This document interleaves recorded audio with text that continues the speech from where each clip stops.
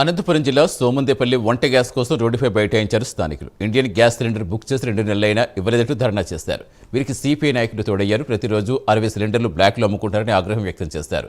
ఇలాంటి వారికి లైసెన్స్ రద్దు చేయాలని తెలిపారు. పోలీసులు వినియోగదారులను శాంతింపజేశారు.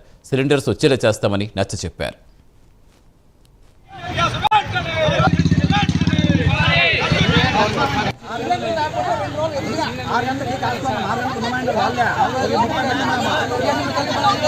కానీ వాళ్ళు ఏం చెప్తున్నారు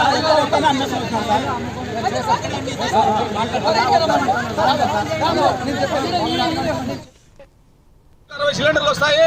60 సిలిండర్లు ఎక్కడ పోతున్నాయో ఏమో అర్థం కాలేదు. మొత్తం లేచిన 6 గంటల నుంచి గ్యాస్ ఏజెన్సీ వాళ్ళ దగ్గర ఇంటి దగ్గర అమాయక ప్రజలు పడగాపులు కాస్తున్నారు. కానీ మీకు ఓటీపీ రాలేదు, మీకు డిఎస్సి నెంబర్ రాలేదు అని చెప్పి సాకులు చెప్పి వాళ్ళు ప్రైవేటుగా ఇక్కడ వచ్చిన సిలిండర్లన్నీ అమ్ముకుంటున్నారు. కానీ ఈ జనాలు గ్యాస్ లేక బుకింగ్ చేసుకొని నెలల తరబడైనా కూడా ఇబ్బందులు పడుతున్నారు.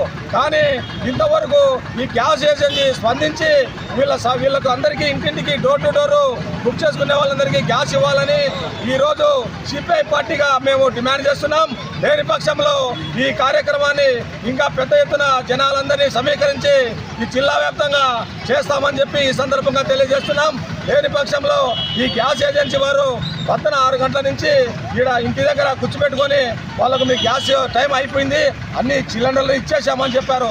ఇప్పుడు ఏజెన్సీ వాళ్ళకి ఫోన్ చేసి అడిగితే వాళ్ళు 32 సిలిండర్లు పంపించాము, ఇంకా 20 సిలిండర్లు పంపించాల్సి ఉంది, పంపిస్తామన్నారు. కానీ ఇంతవరకు ఒక సిలిండర్ కూడా పంపించలేదు. అవి రోడ్లోనే అమ్ముకొని రోడ్లోనే సొమ్ము చేసుకుంటున్నారు.